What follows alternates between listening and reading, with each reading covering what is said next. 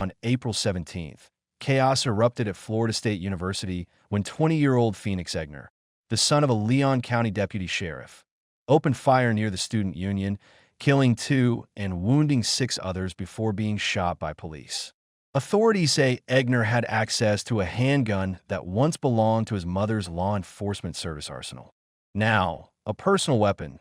The motive is still unknown, but police believe he acted alone. The victims who died were not students, and investigators are still piecing together how and why this tragedy unfolded. Gunfire rang out just before noon, sending students and families, some on campus tours, scrambling for cover. One witness recalled the shooter turning toward a maintenance worker and firing a golf cart nearby, was left with a bullet hole.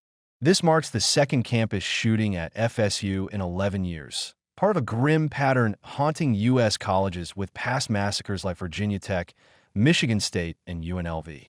The question remains, how many more wake-up calls does America need?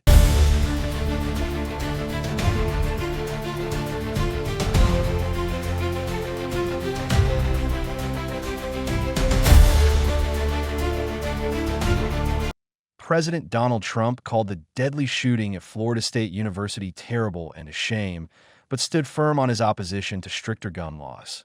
Addressing a presser at the Oval Office on April 17th, Trump said the gun doesn't do the shooting. The people do, reaffirming his commitment to the Second Amendment. When pressed on new legislation, he doubled down, saying he had an obligation to protect gun rights. Trump, familiar with the Tallahassee area, emphasized his stance while sidestepping calls for reform after yet another campus tragedy from our now 2 deceased following that shooting at Florida State University. Well, I'm going to have to look. I'm a big advocate of the Second Amendment. I have been from the beginning. I protected it, and these things are terrible. But the gun doesn't do the shooting. The people do. It's a phrase that's used probably too often. I will tell you that it's a shame. I'm just hearing about it now. I just hear about it. I know the area very well. I know the school very well. I know everything about it. It's Florida. And we'll have more to say about it later. I have to see what happens. What do you mean when you say there will be more to say about it? Only in terms of what happened. As far as legislation is concerned, this has been going on for a long time. I have an obligation to protect the Second Amendment. I ran on the Second Amendment, among many other things, and I will always protect the Second Amendment.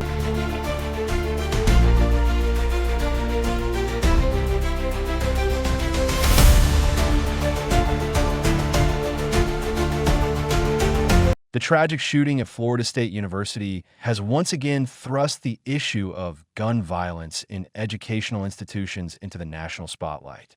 This incident, the 6th mass shooting in Florida this year alone, raises profound questions about the balance between public safety and constitutional rights.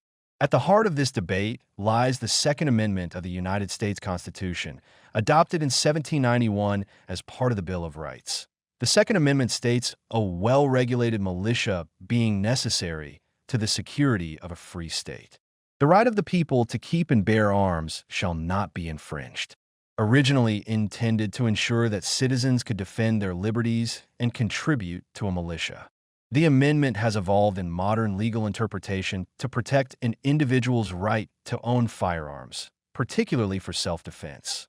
The landmark Supreme Court decision in the District of Columbia versus Heller in 2008 clarified that the Second Amendment guarantees an individual's right to possess firearms in the home for self-defense, striking down laws that completely ban operable firearms in the home. This ruling was further extended to apply to state laws in McDonald versus Chicago in 2010, affirming that this right is protected nationwide. However, the rising tide of shootings in schools and colleges challenges this constitutional protection. Each tragedy sparks intense debate over whether existing gun rights should be curtailed to prevent future violence. Efforts to introduce stricter gun control measures often confront legal barriers rooted in the Second Amendment, as courts have increasingly upheld broad gun ownership rights. For example, recent rulings have struck down age restrictions on assault rifle purchases and limited states' ability to regulate concealed carry licenses, reinforcing the constitutional protections for gun owners. Trump, responding to the Florida State University shooting, described the event as a tragedy, but reaffirmed his commitment to defending the Second Amendment, emphasizing that the issue lies with individuals, not firearms themselves. This perspective reflects a common argument that the right to bear arms must be preserved, even amid calls for reform. The challenge remains: how can the United States reconcile the constitutional right to bear arms with the urgent need to protect students and communities from gun violence? The Florida State University shooting is a stark reminder of this ongoing struggle, highlighting the complex intersection of constitutional law, public safety, and the persistent threat of mass shootings on campuses across the nation.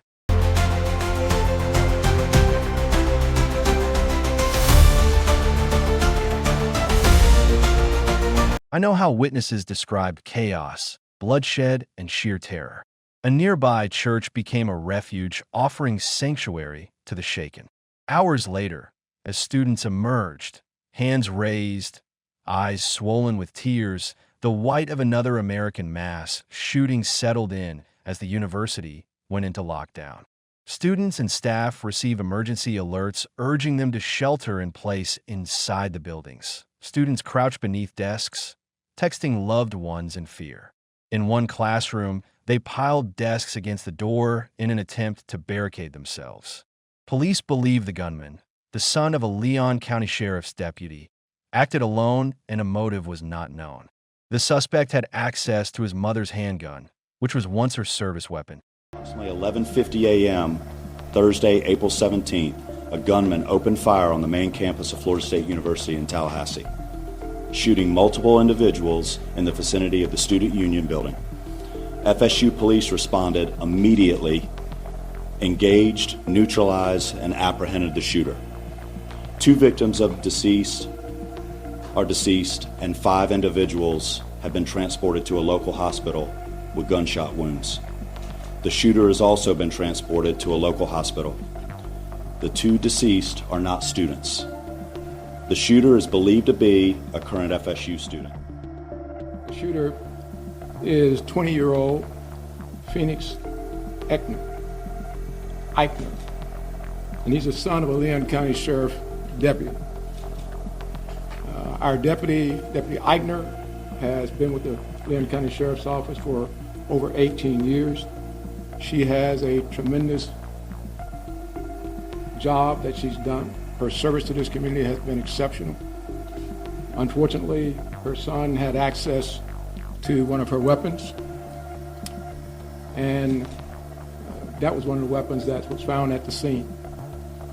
And we will continue that investigation into how that weapon was used and what other weapons perhaps he may have had access to.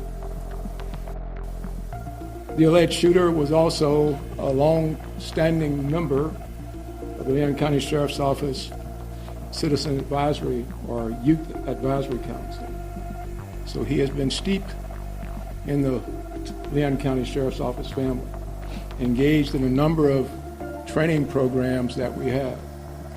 So it's not a surprise to us that he had access to weapons. This event is tragic in more ways than you people in the audience could ever fathom from a law enforcement perspective. But I will tell you this, we will make sure that we do everything we can to prosecute. Meanwhile, Florida Governor Ron DeSantis condemned the crime and vowed justice for the FSU shooting, mourning the victims, wishing recovery for the injured, and praising law enforcement for their swift action, saying they undoubtedly saved lives. Casey and I stand in solidarity and are praying for the entire Florida State community. We're mourning the 2 individuals who lost their lives in this tragic attack, and we wish well those who are currently recovering in the hospital. This killer must and will be brought to justice to the fullest extent of the law. I want to also thank the law enforcement personnel who were on the scene, both for the university as well as for the city of Tallahassee. They ran towards the danger. They stopped this killer from inflicting more harm, and there is no question that they saved lives. We are all Seminoles today. We stand by to help in any way that we can. God bless you, and God bless Florida State University.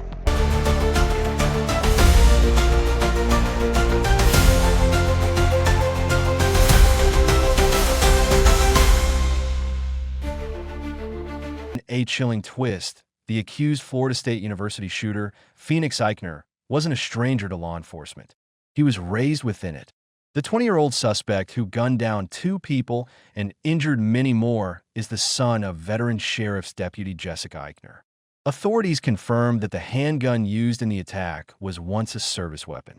Now, privately owned Phoenix, who once trained with the Leon County Sheriff's Office and served on its Youth Advisory Council, was described as deeply embedded in the department's programs.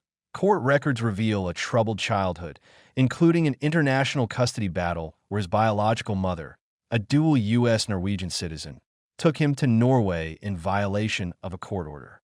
Eichner, originally named Christian Eriksen, legally changed his name after returning to the United States. On social media, he posted ominous biblical quotes referencing war and destruction. Peers recalled disturbing behavior. He was quoted in January in an FSU student newspaper article about anti-Trump protests in advance of the president's inauguration. These people are usually pretty entertaining, usually not for good reasons. I think it's a little too late. Trump's already going to be inaugurated on January 20th, and there's not really much you could do unless you outright revolt. And I don't think anyone wants that point. One FSU student told CNN that Eichner was asked to leave a political club for making unsettling extreme remarks about multiculturalism and communism. He had continually made enough people uncomfortable where certain people had stopped coming. That's kind of when we reached the breaking point with Phoenix, and we asked him to leave. Eichner comments went beyond conservatism. It's been a couple of years now that I can't give exact quotes. Eichner talked about the ravages of multicolor realism and communism and how it's ruining America. Though authorities have yet to confirm a motive, the community is grappling with how someone so closely tied to law enforcement could carry out such an attack.